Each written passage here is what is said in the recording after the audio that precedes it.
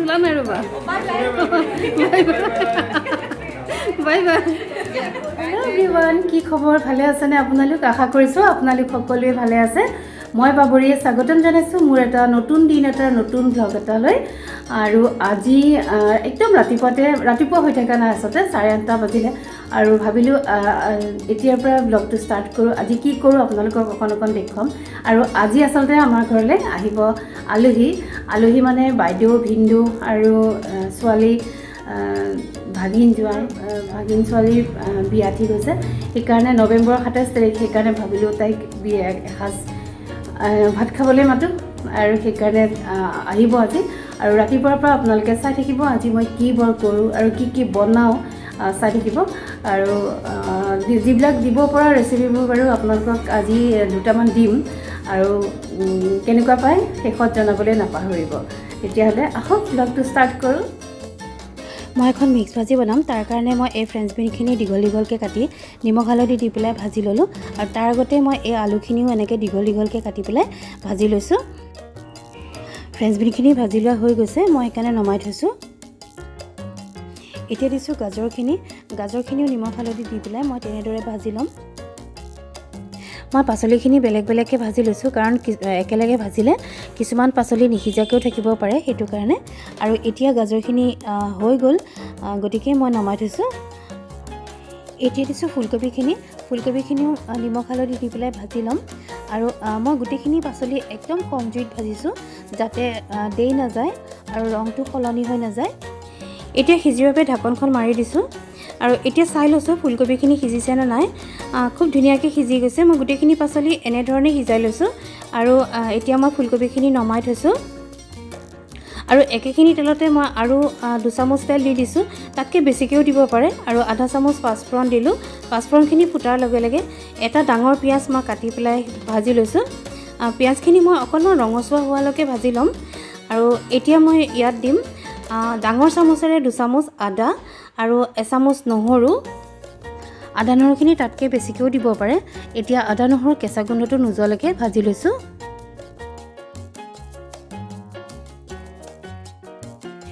এতিয়া দিছোঁ বিলাহী পেষ্ট মই মিডিয়াম চাইজৰ বিলাহী এটা পেষ্ট বনাই লৈছিলোঁ সেইখিনি দি দিছোঁ আৰু দিছোঁ জলকীয়া মই কেঁচা জলকীয়া মাজেৰে ফালি পেলাই দি দিছোঁ অকণমান জ্বলা হ'লে খাবলৈ ভাল লাগে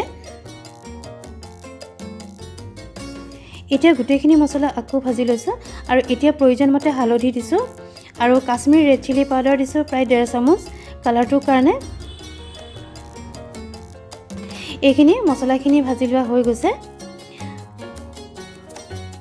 আৰু এতিয়া মই দিছোঁ চাহ খোৱা কাপেৰে 1 কাপ গাখীৰ এতিয়া গাখীৰখিনি মছলাখিনিৰ লগত ভালধৰণে মিক্স কৰি লৈছোঁ গাখীৰ বেছি হ'লেও কোনো কথা নাই এতিয়া দিছোঁ 1 চামুচ চেনি অকণমান মিঠা লাগিলে খাবলৈ ভাল লাগে আৰু এতিয়া মই যিখিনি পাচলি ভাজি লৈছিলোঁ সেইখিনি দি দিছোঁ আৰু ভাল ধৰণে মছলাখিনিৰ লগত মিক্স কৰি দিছোঁ এতিয়া আকৌ আধা কাপ গাখীৰ দি দিছোঁ অকণমান কম হোৱা নিচিনা লাগিলে সেইটো কাৰণে অকণমান গ্ৰেভি হৈ থাকিব লাগে আৰু এতিয়া এই হেতাখনেৰে মই 1 হেতা ক্ৰীম দিছোঁ আৰু ক্ৰীমখিনিৰ লগত ভাল ধৰণে মিক্স কৰি লৈছোঁ আৰু এতিয়া মই অকণমান টেষ্ট কৰি চাইছোঁ কাৰণ পাচলিখিনি ভাজোঁতেই মই নিমখ দিছিলোঁৱেই তথাপিতো টেষ্ট কৰি চাইছোঁ যদি কম হয় আকৌ দি দিব লাগিব একদম পাৰফেক্ট হৈছে নিমখ কাৰণ ভাজোঁতে যিহেতুকে দিছিলোঁৱেই আৰু এতিয়া মই আৰু অলপমান ক্ৰীম দি দিছোঁ এতিয়া মই আকৌ ভালকৈ লৰাই পেলাই ঢাকনখন মাৰি দিছোঁ 2 মিনিটৰ কাৰণে এয়া 2 মিনিটৰ পাছত কি ধুনীয়াকৈ গ্ৰেভিখিনি পাচলিখিনিত লাগি গৈছে ঠিক এনেধৰণে হ'ব লাগে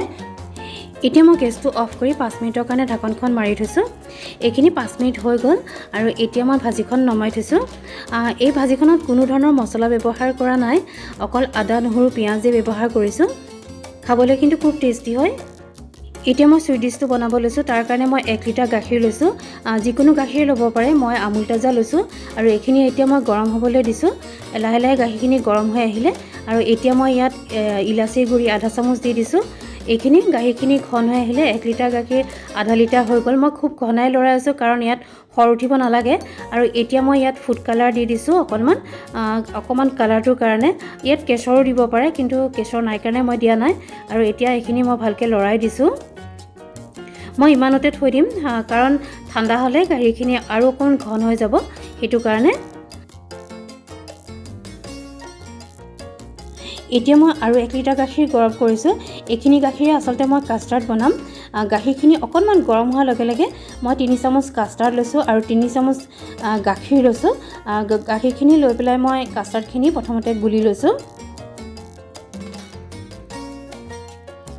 কাষ্টাৰ্ডখিনি গুলি ল'লোঁ আৰু এতিয়া গাখীৰখিনি গৰম হ'বলৈ দিম। এইখিনি কাষ্টাৰ্ড হৈ গ'ল। মই ঠিক এইটো ধৰণে ৰাখিছোঁ, ইয়াতকৈ ডাঠ কৰা নাই, এনেকুৱা ধৰণে ৰাখিছোঁ। আৰু যেতিয়া ঠাণ্ডা হ'ব তেতিয়া আৰু অকণমান ঘন হৈ যাব, সেইকাৰণে আৰু এতিয়া মই এইখিনি ঠাণ্ডা হ'বলৈ দিম। কাষ্টাৰ্ডত দিবলৈ মই ব্ৰেড লৈছোঁ আৰু ব্ৰেডৰ মই চাৰিও কাষটো মই কাটি লৈছোঁ।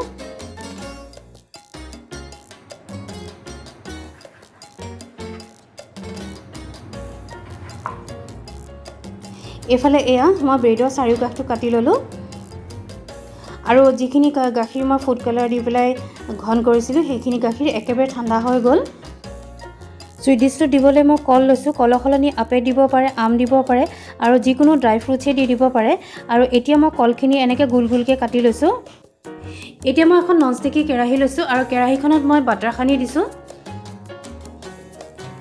আৰু অকণমান কাষ্টাৰ্ড সানি লৈছোঁ আৰু তাৰপিছত মই ব্ৰেডকেইখন এনেকৈ পাৰি দিছোঁ। আচলতে এই ডিছটো বনাবলৈ ফ্লেট বাচন লাগিছিল, কিন্তু মই ফ্লেট বাচন আচলতে নল'লোঁ। গোটেইখিনিতে মই পূৰা ব্ৰেডকেইখন পাৰি দিলোঁ আৰু এতিয়া মই যিখিনি ঘন কৰি থোৱা গাখীৰ সেইখিনি গাখীৰ পূৰা তাত মই লগাই দিছোঁ, পূৰা ভালকৈ সানি দিছোঁ।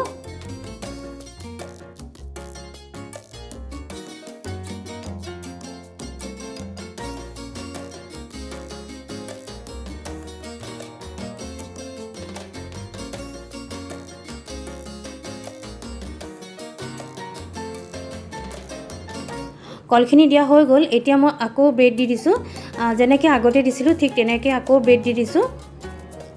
আকৌ এতিয়া দিছোঁ ঘন গাখীৰখিনি, মই সৰহকৈ দিছোঁ ঘন গাখীৰখিনিও। আৰু তাৰপিছত মই আকৌ কল দি দিছোঁ আগৰ নিচিনাকৈ। আৰু এতিয়া মই কাষ্টাৰ্ডখিনি তাৰ ওপৰতে দি দিছোঁ।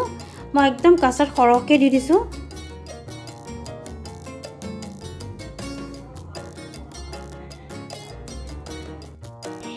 এতিয়া আকৌ ঘন কৰি থোৱা গাখীৰ অলপ দি দিছোঁ আৰু দিছোঁ নাৰিকলৰ শুকান গুড়ি।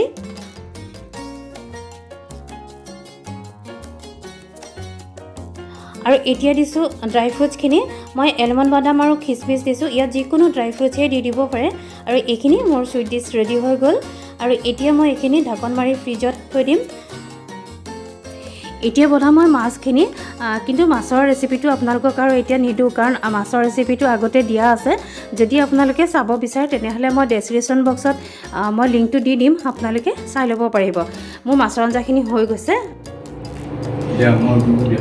এইখিনি মোৰ গোটেইখিনি বনোৱা হৈ গ'ল। আপোনালোকক দেখুৱাই আছোঁ ৰ'ব কি কি বনালোঁ। এইখিনি বনালোঁ চিকেনখিনি,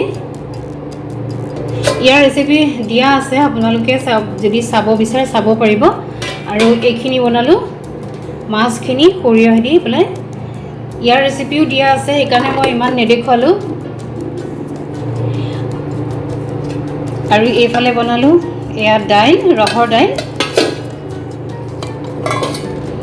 এইখিনি বনালোঁ মিক্স ভাজি, ফুলকবি, ফ্ৰেঞ্চ বিন, এনেকৈ আলু এনেকৈ দি পেলাই বনালোঁ।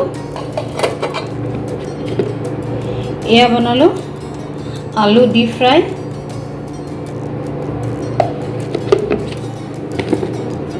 আৰু এইখিনি বেঙেনা ফ্ৰাই বনালোঁ। এইখিনি আৰু চুইট ডিছটো দেখুৱাই আছোঁ। আৰু এয়া বনালোঁ চুইট ডিছটো কাষ্টাৰ্ড দি পেলাই, কাষ্টাৰ্ড ব্ৰেড এনেকৈ দি পেলাই বনালোঁ।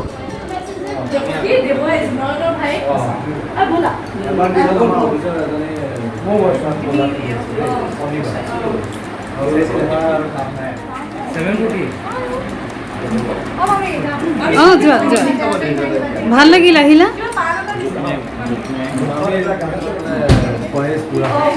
তাকেতো